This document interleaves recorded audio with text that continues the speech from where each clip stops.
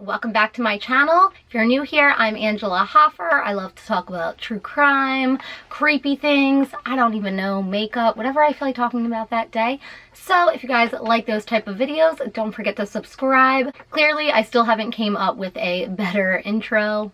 One day it's gonna happen. Today I'm gonna talk about Robert Hansen, and this one's a very interesting story. If you guys haven't watched the movie, I believe it's called The Hunt, might be called something different, but this story reminded me of that movie, or that movie reminds me of this story. Potato, potato, I don't really know. It's about a guy who literally hunts humans, like drops them off in the wilderness or the woods, whatever you want to call it, and literally hunts them. So I'm gonna get into that story, but if you haven't yet, don't forget to subscribe and let's get to it. Well, Robert Hansen was born May 15th, 1939, and he was born to his parents Christian and Ina, and Christian was an immigrant from Denmark, so his personality was very stern. He was a really hard worker. It was very important for him to work and make a living, and his mother Ina was more of the caretaker, more nurturing, more loving. They moved to a small town called Pocahontas in Iowa, and it was a really tiny. There was about 2,000 people who lived in this town. And they ended up opening a bakery, and this bakery ended up doing really well. It became really successful, but from the time that it opened, Christian had his son Robert working there from like a really young age, from when he was basically like in first, second, third grade. And it said that he would wake up at 2 o'clock in the morning and he would head into the bakery with his dad to start getting things ready for the morning, you know, croissants, everything was freshly baked there. And it said that Christian held Robert to a really high standard. He had a ton of responsibility, way more responsibility than I know my daughter has. Wake up at 2 a.m., go work in the bakery, help his dad get everything ready, and then he would go to school all day, have to come home, do homework, and then he'd come home and also help out with closing the bakery. So his life was just work. There's nothing wrong with that, but kids need to be a kid. Clearly, Robert, because he was putting so much time in at the bakery, his schoolwork started slipping. He wasn't doing well in school, and he ended up developing a stutter, which his dad also had, but his dad would kind of make fun of his son for it, even though his dad had it too. And as he got older as well, Robert started developing acne, which his dad made fun of him about. And then when he would go to school as well, the girls at school would kind of pick on him. So it seems like not only did he have to work non-stop, whether it was at school or at work for his parents' business, but then on top of it, he was being ridiculed for his appearance, which you can't control, by his own father, along with the kids at school. In high school, he started becoming really interested in archery and hunting, and this is where his passion for that really expanded and started.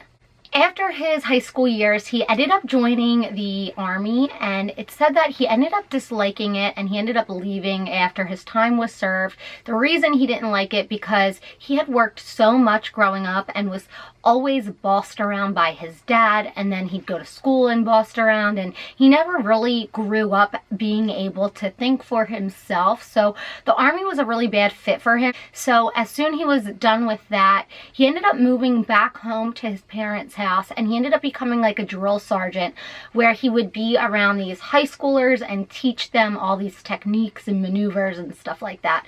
So he ended up hanging out with high school kids, even though he was technically an adult. This is when he ended up finding his first girlfriend ever. Her name was Phoebe, and she met him at church because their families were really close at church, like in the same church community.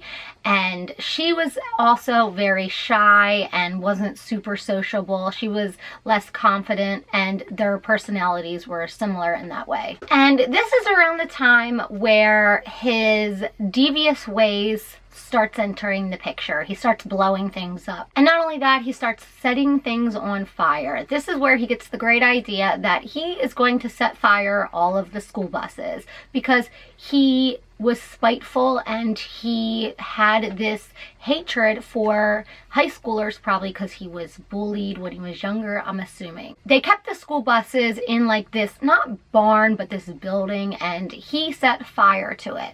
And what's really interesting, after he set fire to it, he did it with some of the high schoolers that he taught like as his drill person. When he set this, after he set it, he ended up going home, and he was actually a volunteer firefighter. He got dressed in his volunteer firefighter clothes and then went to go put the fire out. Very interesting. And you know, it's not that crazy to me because I heard this actually happens a lot of the time.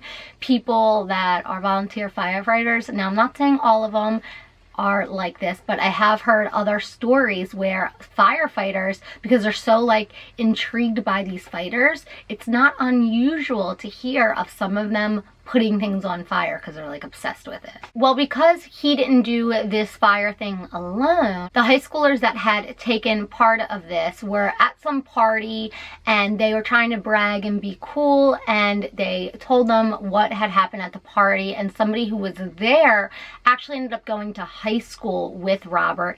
He went and told the police, and surprisingly the community ended up sticking up for Robert and was like, no way he could have done this. He comes from such a good family, because his family was really well known because of the bakery, and nobody really believed it. He ended up marrying Phoebe during this time, and then when he ended up going to trial, he ended up pleading guilty, which was super surprising to not only the community, it was really surprising to his family as well as Phoebe. Phoebe was smart because she was like, no fucking way, I'm divorcing your ass. Maybe she didn't say it exactly like that, but I feel like that's probably what she was thinking. So while he's in jail, he ends up seeing a psychiatrist. He ends up telling her that he wants to set people on fire from his high school, and that he specifically wants to target women. And this is where he's diagnosed with bipolar disorder and infantile personality disorder. And the psychiatrist says that it's pretty apparent that he has this revenge and hate in his heart for the people that have wronged him, and how he felt, I guess, growing up in high school, getting made fun of. He ended up spending 3 years in jail, and during this time, when he went up for parole the first time to get out, they denied him because of obviously all the things that he told the psychiatrist. And then he realized, all right, this isn't going to get me out of here by being honest. So he faked it till he made it. He became the picture perfect inmate. They all spoke well of him. He became great, you know, did his time, he did great, blah.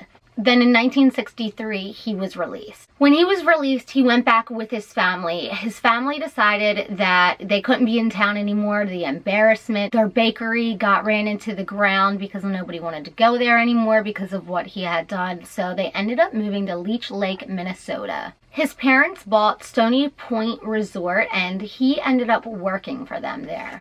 He ends up meeting one of the workers, and her name is Darla, and after some time they spend together, they end up getting married. He kind of goes back to normal life, working, home life, married life. He ends up getting bored because, you know, obviously normal life is pretty redundant. This is where they pick up and move to Anchorage, Alaska. Darla ends up becoming a teacher, and he ends up working in the archery field. In 1971, they start their family, and they end up having 2 kids together. And in 1971, I guess he got bored of being a father and, you know, having a family, everyday stresses. He's at a red light and he sees a pretty girl next to him.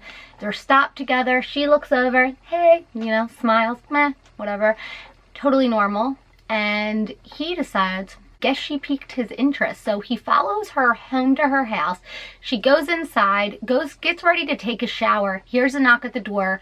She goes to get the door, and it's him standing there staring at her, and she's like, what do you want? And he didn't know what to do, so he starts his little stutter, and then he was like, oh, I think I'm at the wrong place. I'm looking for someone. Can I use your phone? She says yes. Don't ever let somebody use your phone.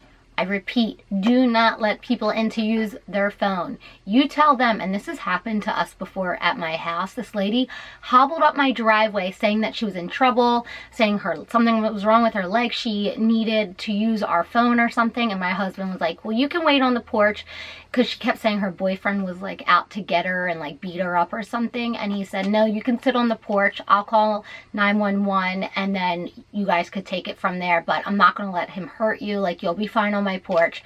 And she said, no, no, no. And then she ran up my driveway and all of a sudden her limp was gone. So don't let people use your phone. Don't feel good about it. So whatever. She lets him in to use the phone, and then immediately he doesn't use the phone and he says, can I take you on a date? And she's like, oh, no, I have a fiance. So he ends up leaving, and then the next day he comes back. Meanwhile, she did not have a fiance, she just had a roommate. He comes back. She leaves her house to go get coffee from a coffee shop down the street, and when she does, he takes his gun, puts it to her head, and says, get in my car, you know, like tries to get her and take her away. Luckily, the roommate was inside, immediately called 911, and within seconds, he could hear, because again, it was a small town in Alaska, they heard the sirens, and he got spooked and left. The cops were there instantly. She ended up giving a description to the police of what he looked like. And not long after, they found him like seamlessly wandering around. They brought him back to her and she said, yep, that's him. And then this is where they took him to jail. He ended up getting a lawyer that got him out on bail. And soon after this, he does it to another woman, except for he ends up pleading no contest and spends 5 years in jail. And then in 1976, he goes to jail again because he was arrested for stealing a man's chainsaw. Again, he was sentenced to 5 years in prison, and he had to see a psychiatrist. And he had to get treated for his bipolar disorder. After this, the courts decided to reduce his sentence, and they released him with time served. Now, it's said that he started all his killings in 1972. Now, here is where it gets pretty sick, so trigger warning. On June 13th, 1983, he offers a woman who's only 17, Cindy, $200 to give him. He ends up pulling a gun on her and then drives her to his house. This is where he wouldn't let her leave. He tortured.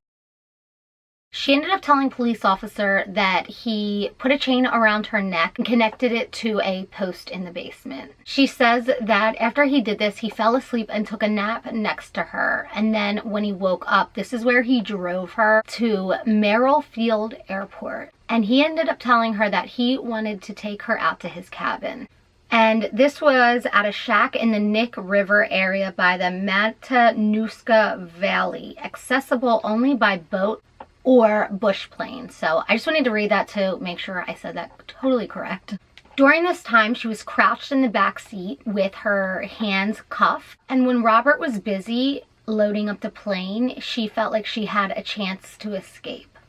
She ended up crawling out of the back seat, opened up the driver's door, and then took off running and ran toward 6th Street. When she found police, she told them that she ended up leaving her sneakers in the car. And the reason she did this is so that there would be evidence. Now, when police finally got to him and he was questioned by the officers, he said that she was just trying to cause trouble because she was trying to extort him. And he had this like calm, like cool, suave nature about him. And he had an alibi from his friend John.